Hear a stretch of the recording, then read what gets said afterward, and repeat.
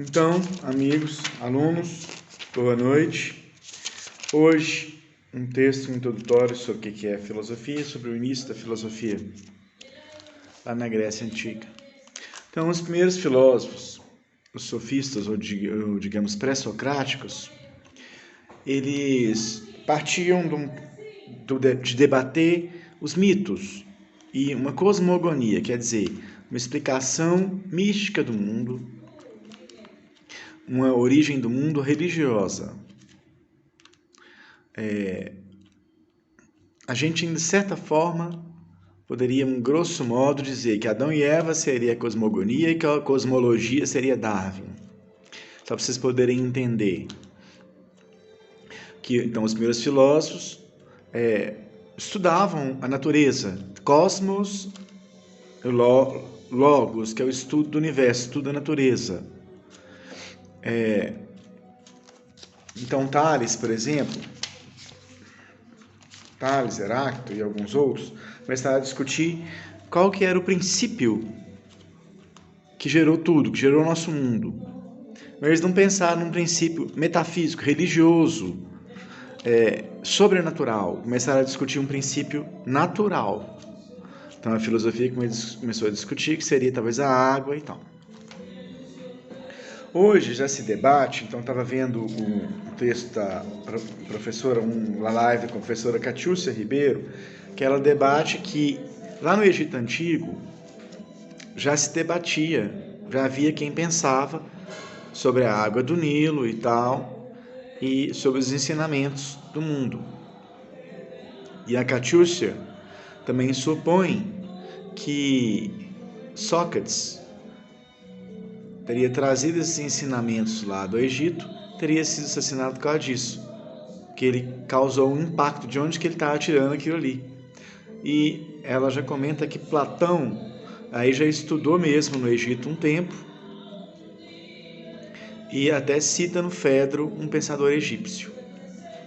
Aí é muito interessante isso, essa relação, porque são 12 deuses gregos, são 12 orixás. Inclusive, Catiúcia não aceita a analogia. Ela fala que a gente tem que partir já para outra origem. Sulear, não se nortear, partir tem um berço sul, não o berço norte. Mas isso é para a gente atualizar, assim, porque essa questão da origem africana é muito importante, porque nós temos entre nós muitos que são africanos. E a filosofia ela tem que repensar essa questão do racismo, né? E de tudo ter começado só na Europa. Então, ela acha assim, que onde tem teoria, onde tem pensamento, já tem ali um embrião de uma filosofia. Então, prosseguindo. Os primeiros filósofos debatiam a opinião, quer dizer, a doxa. A opinião é algo que não precisa passar por um ordenamento racional. Basta você falar, você ter uma opinião. Você às vezes não precisa nem debatê-la, você às vezes nem quer debatê-la. Como a maioria das pessoas não muda facilmente de opinião, né? Então eles começaram a discutir a doxa, que era, às vezes, necessário ser paradoxal, quer dizer, ir para além da opinião formada.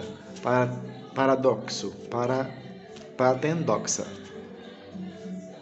A doxa seria a opinião formada, como alguém que diz: eu acho que faz mais mal, que eu posso morrer de efeito colateral da vacina, é mais perigoso que morrer com um vírus. Então não vou me vacinar, eu não quero me vacinar. Aí é uma opinião. Outra coisa bem diferente é essa construção racional e esse embrião de ciência que surge ali, né? Então, acho que com essas definições aí, cosmogonia, cosmologia e de doxa, já dá para começar aqui. Deixa eu ver se eu tenho mais observações para fazer. Sim. Tem uma palavra muito interessante, que como eu falei que tem 12 orixás, 12 deuses gregos, são essas analogias possíveis. Tem também a arqué, que os filósofos discutem, poderia ser discutida como princípio, definida como princípio, origem e fundamento. Então, porque os primeiros filósofos buscavam um princípio fundamental da natureza. A natureza tinha nome de physis para eles.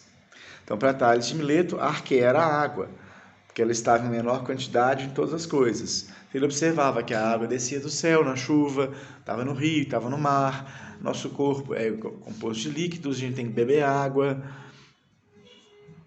Não é? A gente sente necessidade da água, então a água seria esse princípio universal, a arqué.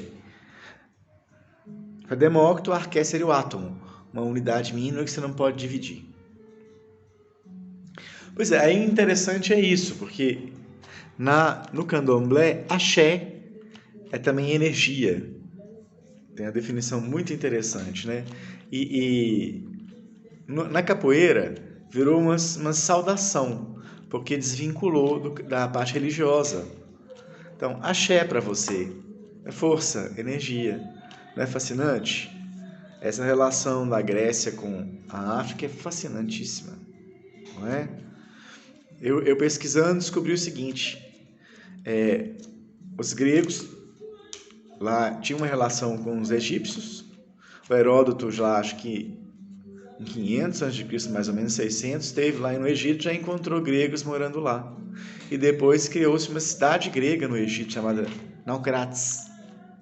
Anos depois, Alexandre o Grande, que era de uma região próxima da Grécia, que é a Macedônia, e que estudou com Aristóteles, que é um importante filósofo grego, de Estagira, quer dizer, de cultura grega, só que não era um reino, era um reino periférico, né? Era um reino ali da margem, das quebradas. Alexandre o Grande conquistou o Egito e fundou uma dinastia, os Ptolomaicos, famosa na história, importante. Ali tinha uma comunidade grega até o início dos anos 50 do século passado, 50 e 60, uma comunidade numerosa, eram umas 500 mil pessoas. Só que hoje diminuiu porque passou a existir o nacionalismo egípcio com Nasser e tudo, aí essa comunidade mudou e migrou de lá. Tá? Então hoje eu acho que é interessante pontuar essas questões.